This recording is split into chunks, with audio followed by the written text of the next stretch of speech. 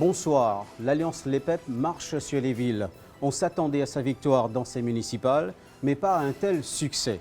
Tous les 120 sièges en jeu, remportés. Une victoire parfaite, 6 mois après un premier coup d'éclat au scrutin national. Plateau spécial pour comprendre les différents sens de ces résultats et les nouveaux enjeux politiques désormais. Avec moi, Rajmi Tarban, rédacteur en chef de l'Express.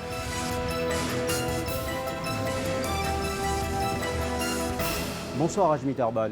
Bonsoir Abdullah. En quelques mots, que traduisent ces résultats? D'abord, je crois que ce résultat donne une légitimité à l'action menée par l'Alliance Les Pep depuis décembre 2014.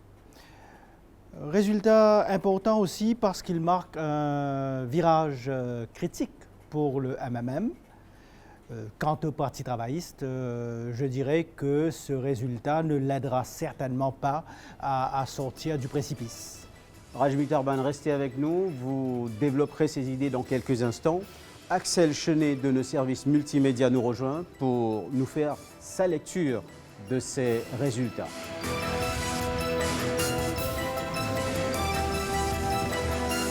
Incroyable journée, un séisme politique a traversé toutes les villes. La capitale est tombée en premier, Axel. Port-Louis est tombé, Abdullah, effectivement, très tôt. À peine les urnes ouvertes, l'ex-Lord Mayor Doreen Chokori a concédé la défaite sur LSL Radio. On était alors en début de matinée. Alors, pourquoi le mot « incroyable » que vous utilisez est-il pertinent?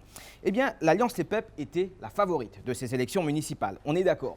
Mais tous les spécialistes pensaient qu'on aurait quand même eu droit à un match à Port-Louis. Port-Louis parce qu'il y a les wards 1 et 2 quasiment calqués sur la circonscription numéro 1 au niveau national. Sur le papier, le MMM devrait quand même disposer d'une assise à la Tourkénig, à Cité-Valédji, à Cassis. Il n'en est rien, 8-0 sans appel dans ces deux wards. Incroyable aussi parce que beaucoup prédisaient un effet BAI dans les wards 5 et 6. Vous voyez le quartier de Plaine Verte et ses alentours. C'est vrai, c'était plus ou moins serré avec une petite centaine de voix entre les 4e et les 5e.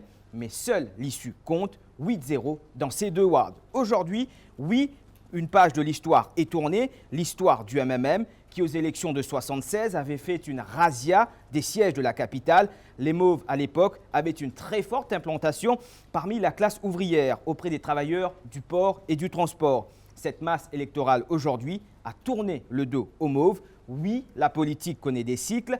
La prise de la capitale n'est pas forcément étonnante, mais la manière avec un 32-0, oui, elle est tout de même incroyable, Abdullah. Axel, le MMM chassé de son bastion, la capitale. Mais il y a pire, ce ne sont pas que des candidats de l'Alliance Les Pep qui ont devancé le MMM, mais aussi des outsiders. Dans deux villes, Abdullah, au Ward 4 de Cœur-Pipe, Éric Guimbaud finit 5e devant les 4 candidats du MMM. Oui, Éric Guimbaud, ce n'est pas n'importe qui. Il fut un temps où le leader du MMSD était le maître politique de la ville Lumière. Mais ce scénario se produit aussi dans le premier ward de Vacois. L'ancien maire Menon Yeti, candidat indépendant, devance les 4 Mauves. Une fois face à Guimbaud, ça va, mais 2 fois face à un indépendant, c'est peut-être symptomatique de la crise que traverse le MMM, symptomatique de ce cinglant 120-0. Merci Axel Chenet. Alors ce Aniro Juggnut a réagi avec appétit. Double victoire, double mandat, a-t-il commenté. Notre collègue Karen Walter nous rejoint pour vous dire ce que signifient ces résultats pour l'Alliance Les Pep. Vous allez voir, ce n'est pas si simple non plus pour cette alliance.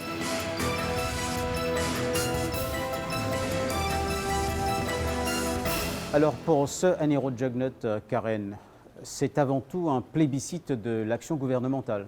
Une double victoire, un double mandat, oui, qui laisse envisager que l'Alliance Les Pep est bien partie pour durer dans les villes, après une victoire écrasante aux élections de décembre. Mais il faut quand même relativiser ces résultats. Il y a lieu de s'inquiéter. Tout de même, plus de 60% de l'électorat a boudé ces municipales. Et faute d'adversaires externes, les rivalités pourraient venir de l'intérieur, Karen. Oui, il ne faut pas oublier que c'est une coalition de 3 partis et de 4 leaders. Et chaque parti tente en ce moment de consolider ses assises. Le MSM veut séduire l'électorat urbain, le PMSD est reparti à la conquête de son électorat historique et le ML a des revendications de plus en plus fortes. Faute d'adversaires communs, des rivalités peuvent naître au palais. Le premier test de cohésion sera le choix délicat des maires dès demain. Merci Karen Walt.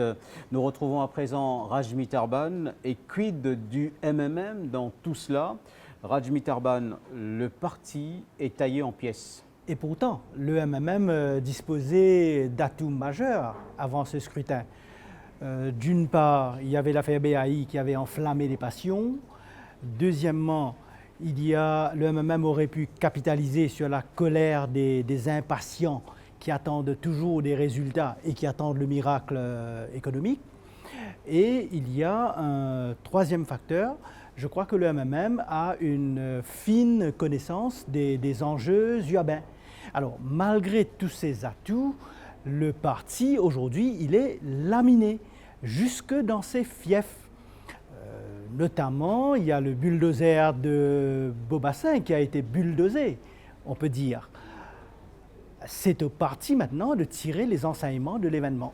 Alors, vous parlez de Rajesh Bhagwan, mais vous parlez aussi de Paul Béranger. Est-ce qu'il pourra tenir le choc, Rajmi Tarban?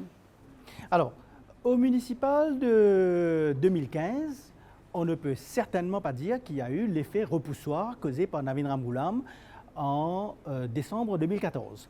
Ce qui nous amène à se poser la question, est-ce que Paul Béranger est aujourd'hui, est-ce que Paul Béranger est désormais rejeté par l'opinion publique à tel point que le MMM ne peut plus remporter aucune élection tant que Béranger reste accroché au leadership du parti?